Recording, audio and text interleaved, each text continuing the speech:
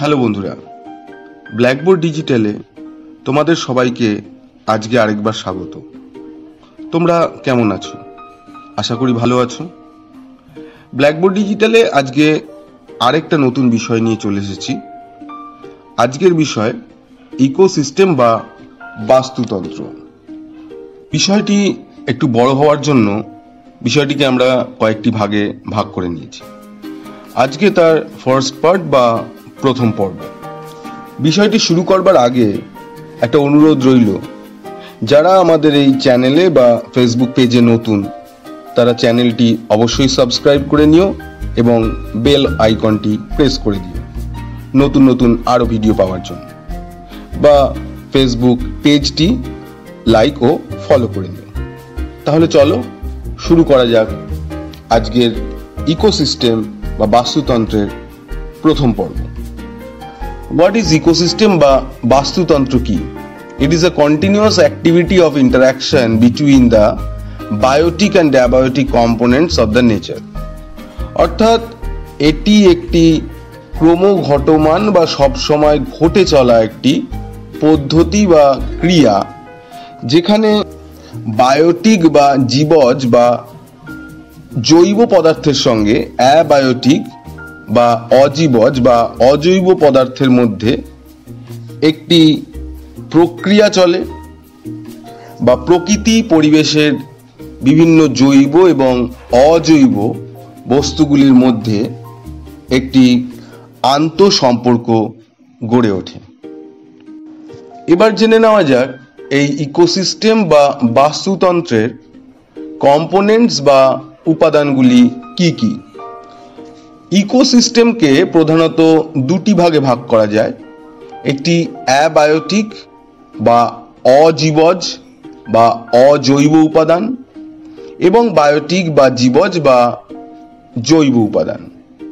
এই অ্যাবায়োটিক উপাদানগুলির মধ্যে রয়েছে অ্যাটমসফিয়ার বা বায়ুমণ্ডল, হাইড্রোস্ফিয়ার বা জলমণ্ডল, এবং লিথোস্ফিয়ার বা অশ্বমণ্ডল। বায়োটিক বা জীবজ উপাদানগুলিকে আমরা দুটি ভাগে ভাগ করতে পারি।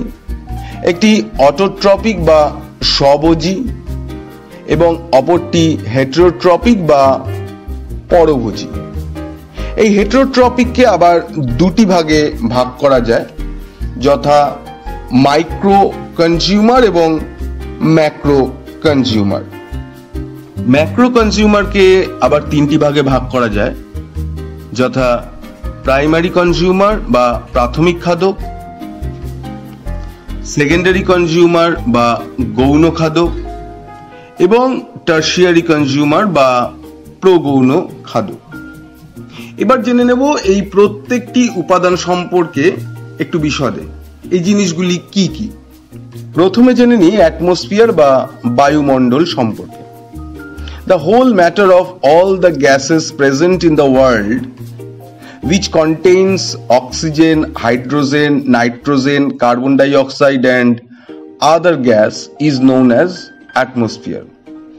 অর্থাৎ বায়ুমণ্ডল বলতে আমরা সেটাকেই বুঝি যে এই পৃথিবীতে অবস্থিত সমস্ত রকম যে গ্যাস আছে, carbon dioxide gas, hydrogen gas, oxygen gas, nitrogen gas, carbon monoxide gas, ozone gas, আরও বিভিন্ন ধরনের যে সমস্ত রকম গ্যাস আছে, এই সমস্ত রকম গ্যাসীয় পদার্থগুলোকে নিয়ে একসঙ্গে যে স্ফিয়ার বা মণ্ডলটি তৈরি হয়েছে, সেটিকেই আমরা বলে থাকি অ্যাটমসফিয়ার বা বায়ুমণ্ডল।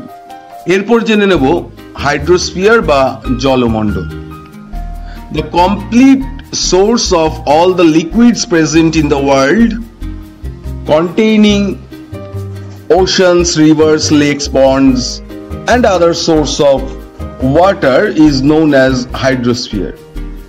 অর্থাৎ এই পৃথিবীর মোট জলভাগের মধ্যে যে সমস্ত উপাদানগুলি আছে, সেই মোট জলভাগের সমস্ত উপাদানগুলিকে মিলিয়েই একসঙ্গে বলা হয় হাইড্রোস্ফিয়ার বা জলমণ্ডল।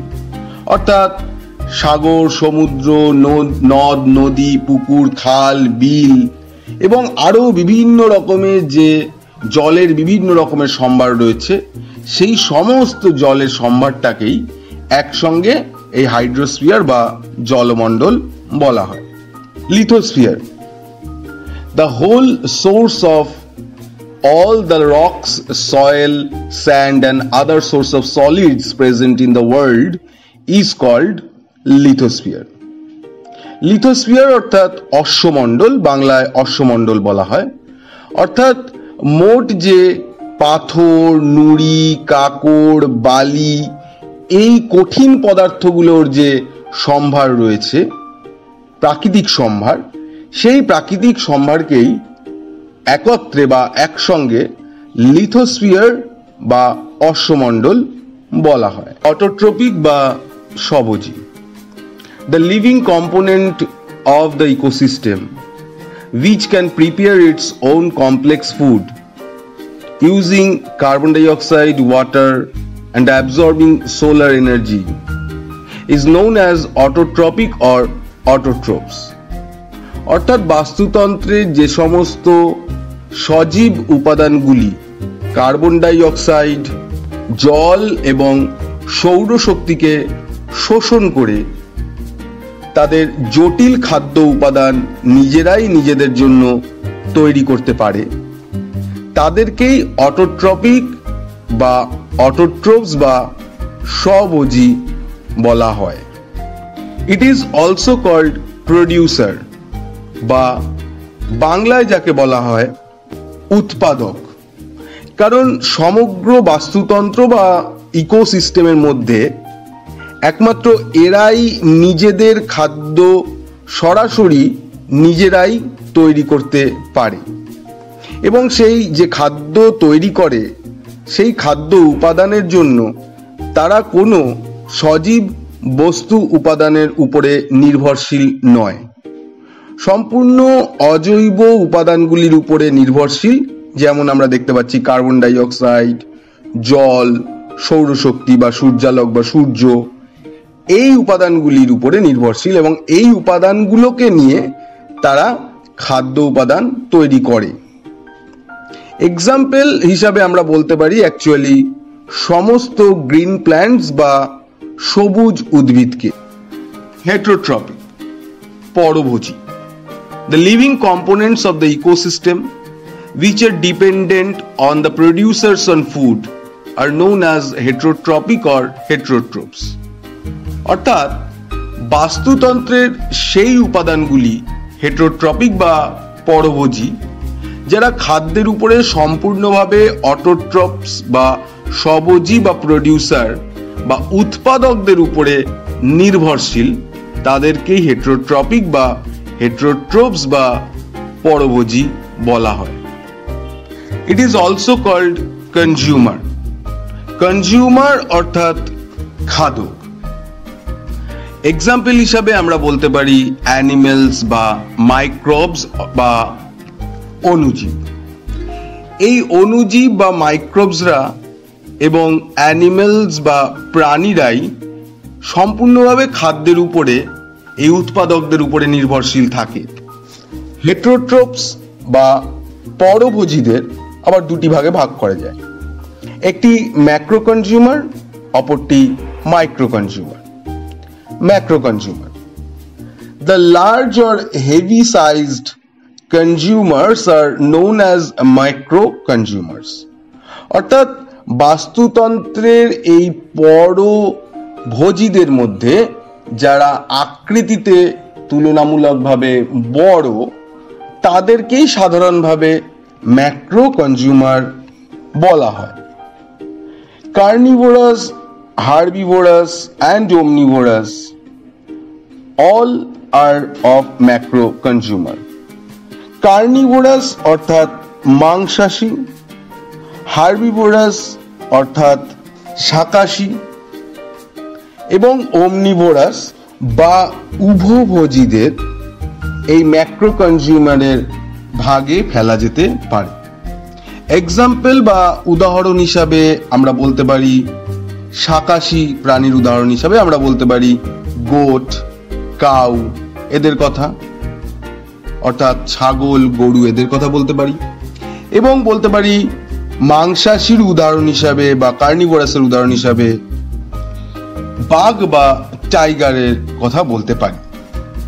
খাদ্যের নির্ভরশীলতা অনুযায়ী এই ম্যাক্রো কনজিউমাররা আবার তিনটি ভাগে বিভক্ত। প্রথমটি হচ্ছে গিয়ে প্রাইমারি কনজিউমার বা প্রাথমিক খাদক। The consumers which consume the producers as food are known as primary consumer. অর্থাৎ যে সমস্ত কনজিউমার বা ম্যাক্রো কনজিউমাররা খাদ্য হিসাবে প্রডিউসারদের খাদ্য হিসাবে সরাসরি বা প্রাথমিকভাবেই গ্রহণ করে, তাদেরকেই প্রাইমারি কনজিউমার বা প্রাথমিক খাদক বলা হয়। They are also known as herbivorous. এই হার্বিভোরাস বা শাকাশী যারা, অর্থাৎ যারা শাক সবজি গাছপালাকে খাদ্য হিসাবে গ্রহণ করে বা বাংলা ভাষায় তৃণভোজীও বলা হয়, তাদেরকে এই প্রাইমারি কনজিউমার বা প্রাথমিক খাদকের খাদ্য তালিকায় রাখা যেতে পারে।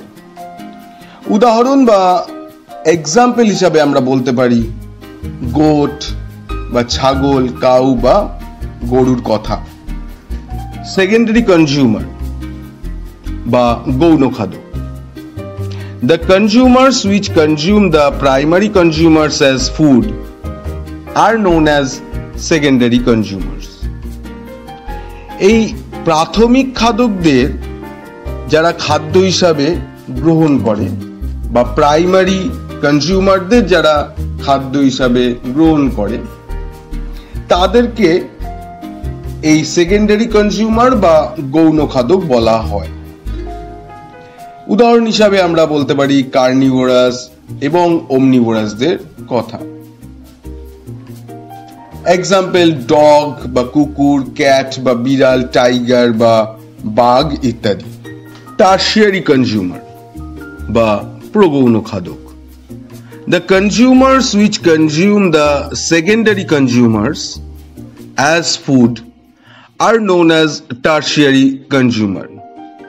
অর্থাৎ যে সমস্ত খাদকরা খাদ্যের জন্য গৌণ খাদক বা সেকেন্ডারি কনজিউমারদের উপরে নির্ভরশীল, বা সহজ করে বললে যে সমস্ত প্রাণীরা বা অ্যানিমেলসরা গৌণ খাদকদের খেয়ে বেঁচে থাকে বা সেকেন্ডারি কনজিউমারদের খেয়ে বেঁচে থাকে, তাদেরকে বলা হয় টার্সিয়ারি কনজিউমার বা প্রগৌণ খাদক বা সর্বোচ্চ শ্রেণীর খাদক। এই টার্সিয়ারি কনজিউমারদের শ্রেণীর মধ্যে এই কার্নিভোরাস বা মাংসাশী এবং ওমনিভোরাস বা সর্বভুক বা উভভোজীদের কথা আসে। এক্সাম্পল বা উদাহরণ হিসাবে আমরা বলতে পারি স্নেক বা সাপ, পিকক বা ময়ূরের কথা। Micro consumer. The consumers which decompose the dead plants and animals and give back the sources of the environment are known as decomposer or micro consumers. অর্থাৎ মাইক্রো কনজিউমার তাদেরই বলা হয় যারা এই সমস্ত প্রাণী বা উদ্ভিদদের মৃতদেহকে ডিকম্পোজ বা সংশ্লেষিত বা বিয়োজিত করে ফেলে এবং প্রকৃতির এই উপাদানগুলোকে আবার প্রকৃতিতেই ফিরিয়ে দেয়, অর্থাৎ প্রকৃতির অজৈব উপাদান রূপে সেই উপাদানগুলিকে আবার ফিরিয়ে দেয় প্রকৃতিতেই, তাদেরকেই বলা হয় ডিকম্পোজার বা মাইক্রো কনজিউমার বা বিয়োজক।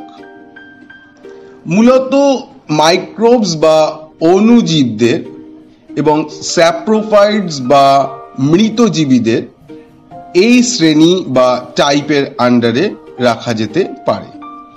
এক্সাম্পল হিসাবে আমরা বলতে পারি ব্যাকটেরিয়া, ফাঙ্গাস বা ছত্রাকদের কথা। এবার জেনে নেব বাস্তুতন্ত্র বা ইকোসিস্টেমের সেই উপাদানটি সম্পর্কে যেটি পৃথিবীতে অবস্থান করে না বা পৃথিবীতে নেই। পৃথিবীর বাইরে থেকে এই বাস্তুতন্ত্রের সম্পূর্ণ কাজটিকে এটি সহায়তা করে বা সক্রিয় রাখে। এই উপাদানটি ছাড়া সম্পূর্ণ বাস্তুতন্ত্রটাই বজায় থাকা অসম্ভব। এটি হচ্ছে গিয়ে সান বা সূর্য বা সূর্যালোক। The sun is the ultimate and whole source of all the energies of the world. সূর্য হচ্ছে গিয়ে পৃথিবীর সমস্ত শক্তির আধার। None of the reactions or relations of the ecosystem cannot be possible or sustained without the presence of sun. সূর্য বা সূর্যালোকের উপস্থিতি ছাড়া এই বাস্তুতন্ত্রের কোনো বিক্রিয়া বা সম্পর্ক সম্ভব নয়। বজায় থাকা বা তৈরি হওয়া বা গড়ে ওঠা কোনোটি সম্ভব নয়। এবার একটু জেনে নেব the relation between the consumers of the ecosystem, বা এই ইকোসিস্টেমের যে বিভিন্ন জীবজ এবং অজীবজ উপাদানগুলি আছে তাদের মধ্যে এই শক্তি বা খাদ্যটি কিভাবে একটি দেহ থেকে অপর দেহে বা একটি শ্রেণী থেকে অপর শ্রেণীতে প্রবাহিত হয়েছে বা ফ্লো করেছে সেটিও একটু জেনে নেব। প্রথমে আমরা দেখতে পাচ্ছি এই অ্যাবায়োটিক কম্পোনেন্ট বা অজীবজ উপাদান, যেরকম ওয়াটার বা জল, কার্বন ডাই অক্সাইড বা CO2 এবং সানলাইট বা সূর্যালোককে ব্যবহার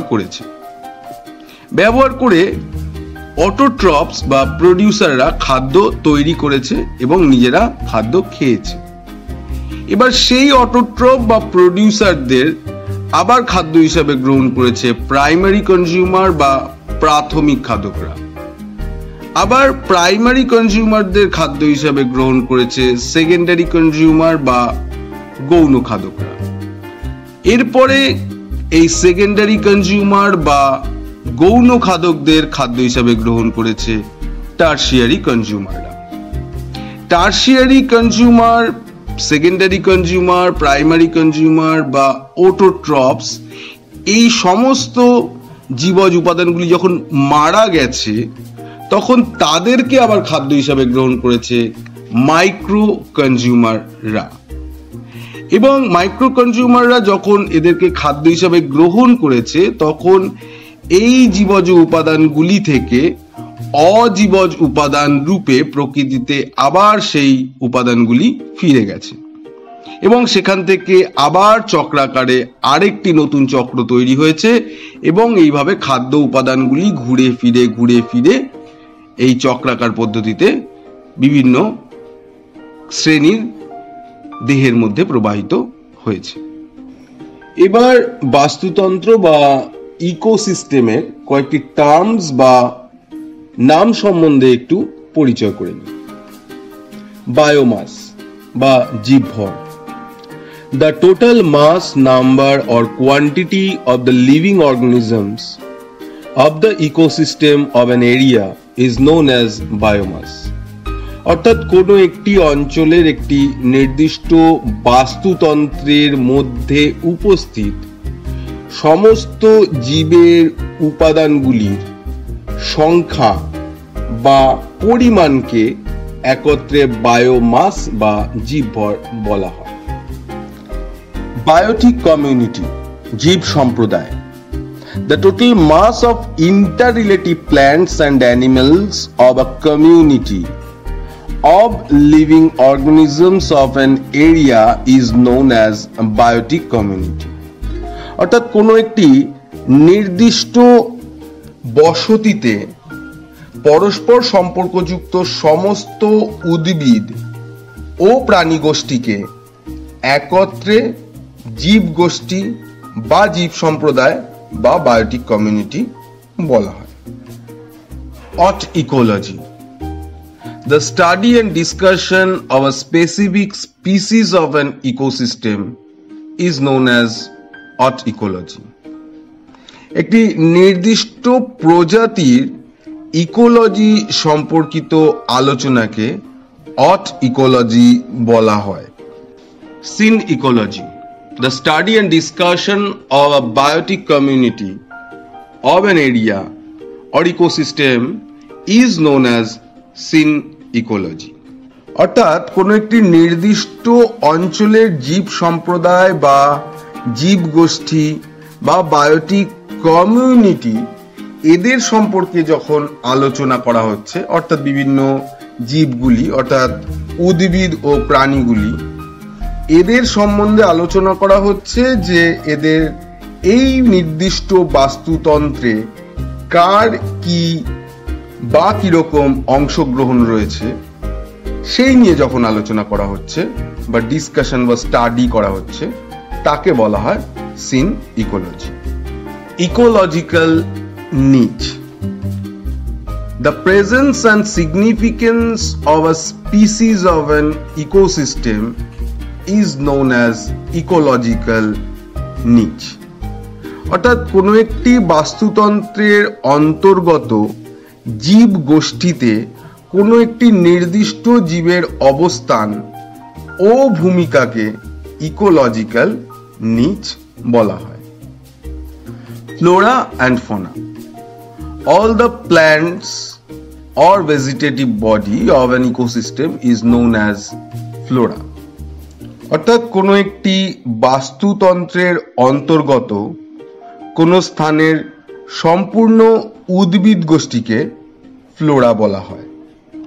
ফনা, all the animals of an ecosystem is known as fauna.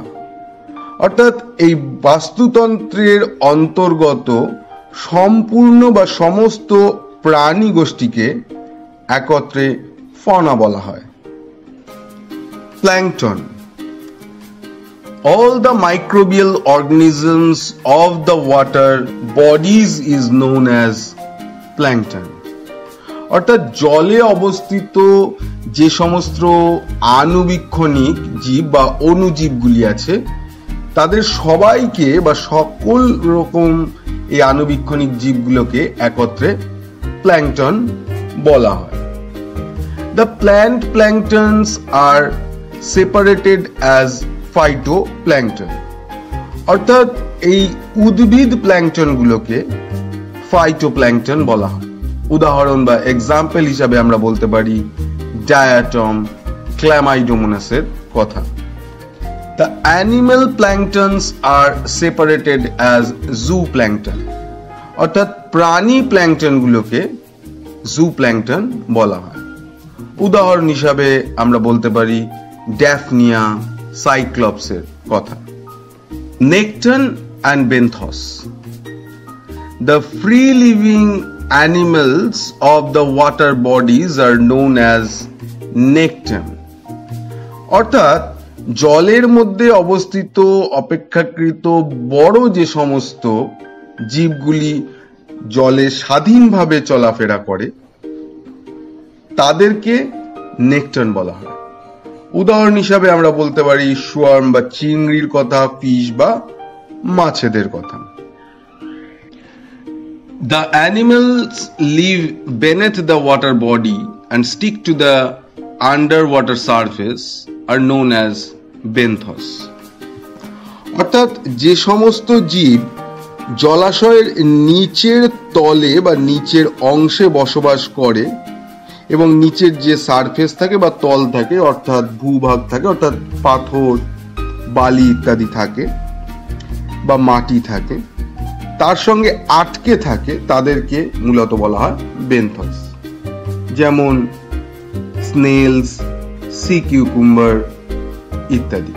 অর্থাৎ বাংলায় যাকে বলা হয় সাগর কুসুম বা সমুদ্র শসা বা শামুক, ঝিনুক, প্রবাল, স্পঞ্জ ইত্যাদি। বন্ধুরা, এই ছিল আজকের বাস্তুতন্ত্র বা ইকোসিস্টেমের ফার্স্ট পার্ট বা প্রথম ভাগ। তোমাদের কেমন লাগলো কমেন্টে জানিও। কোনো জায়গা বুঝতে অসুবিধা হলে সেটিও অবশ্য কমেন্টে জানিও। ভালো লাগলে একটি লাইক করে দিও এবং বন্ধুদের সঙ্গে শেয়ার করে নিও। আজকের জন্য এই পর্যন্তই। খুব তাড়াতাড়ি আমরা চলে আসব পরবর্তী পর্ব নিয়ে। ততক্ষণের জন্য সবাই ভালো থেকো, অন্যকে ভালো রেখো।